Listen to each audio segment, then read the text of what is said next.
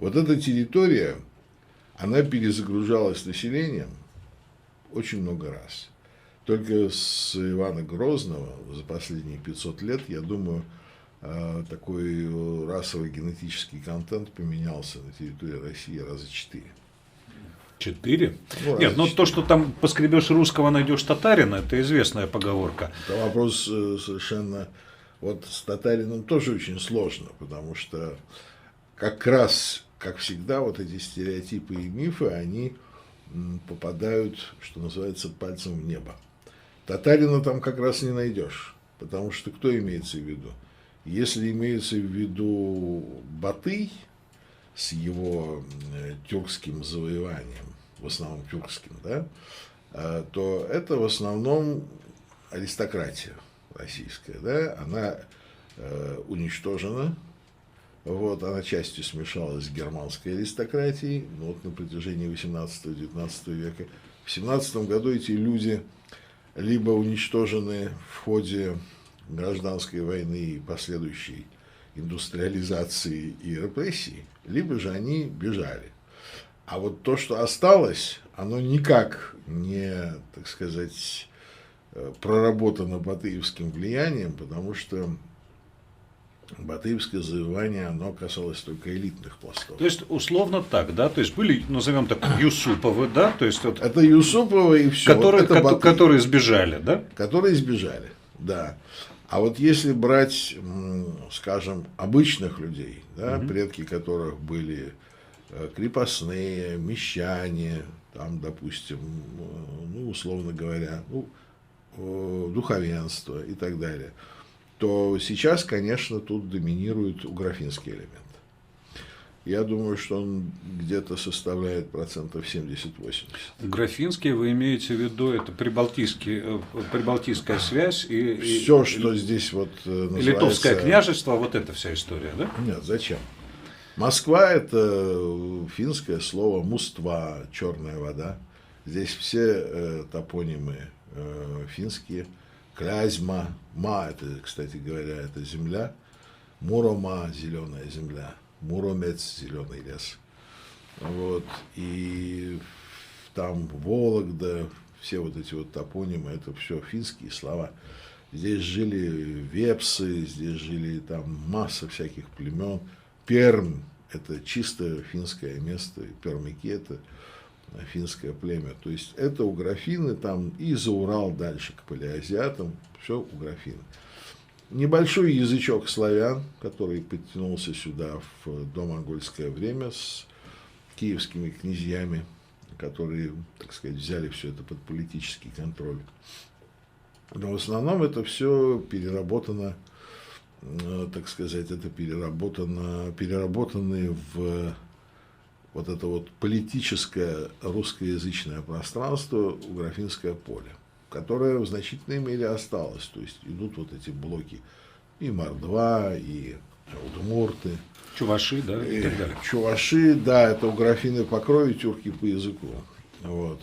Но дальше что получается? Дальше получается, что их закрепощает вот этот аристократический слой, который состоит, с одной стороны, из европейцев, пришедших при Романовых, да даже при Иване Грозном стали приходить литовцы, поляки, которые, ну, опричнено на 90% это европейцы.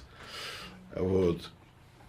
С другой стороны, это вот татарские роды, которые переходили и становились здесь князьями, так сказать, большими именитыми людьми, Аксаковы, Киреевские и так далее.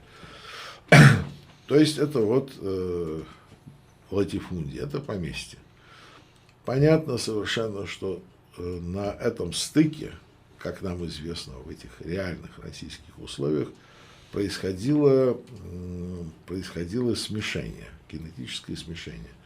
То есть дворовые девушки, которые были объектом вожделения своих помещиков, вот, рождающиеся от них незаконные дети становились, опять же, мальчиками-казачками, прислугой при тех же самых помещиках.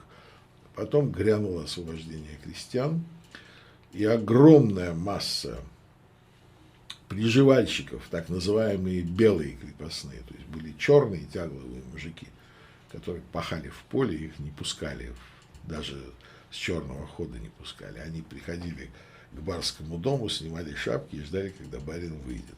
А были белые крепостные, которые жили в доме. И даже в бедном доме, богатом, скромном доме, было до 30 таких приживальщиков. Причем они были из поколения в поколение уже, так они самовоспроизводящиеся. Они несли в себе, будучи крепостными, определенный генофонд своих бар. Ну, логично, да, естественно. Да. После 1861 года, они оказались выброшенными на улицу. Вот. И это было мощное вливание в города. Они стали полуобразованными люмпинами. Естественно, частично они пошли в криминал, частично они пошли в революцию. Вот.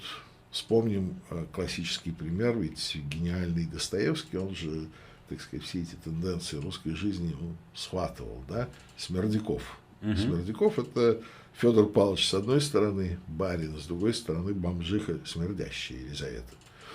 Вот. Ну, как бы контрастно, очень остро, там не все так было остро, но там подросток – та же самая тема. Подросток – это тоже помещик, с одной стороны, с другой стороны крепостная, и главный герой – это вот как бы прообраз, опять-таки, в некотором смысле пародия на Герцена. У Герцена, правда, не крепостная была, а элитная немка, которую подхватил его отец, путешествуя по Европе. Вот. Но неважно, аллюзия понятна, да? Скоромуш некий, там, русский скоромуш, мезальянс. Вот. Этот мезальянс он создал вот такой вот совместно с семинаристами, такой слой образованцев, который, в принципе, стал потребителем демократической широкой культуры. Такой вот, но это был новый народ. Это был новый народ, это была перезагрузка. Вот. Потом, значит, эмансипация евреев из черты оседлости. Это новая перезагрузка, это новый этнический удар по структурам, да, потому что, во-первых, после 17 года евреи оказались привилегированным классом. Вот. Они женились на поповных и дворянских девушках, которые, так сказать, были в этом плане, ну, считалось, я просто знаю эту историю по рассказам своих там, бабушек, дедушек, что было после революции, что называется, модно выходить замуж за евреев, да, потому что они, в общем, занимали какие-то высокие посты, это периодически. Новый правящий класс. Да, в какой-то период вот. Это было. И особенно мощно это происходило в годы Второй мировой войны, когда, по словам поэта Слуцкого, большинство евреев было в тылу, на хозяйственных должностях.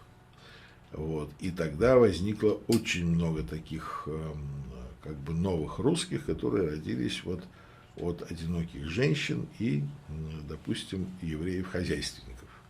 Это совершенно новый тип русского человека в мегаполисе, который имеет другой менталитет, но при этом не соответствующий своей матрице. Потому что многие из них не знают о своих генах, о своем происхождении. Многие из них считают, что они родились там, допустим, от отца фронтовика погибшего. Мать-то им не рассказывала, как все было. И очень много вот сегодня мы видим среди русских националистов людей с явными еврейскими чертами, но при этом это люди, которые совершенно четко убеждены в своем арийском происхождении, в приоритете славянско-арийского комплекса и так далее.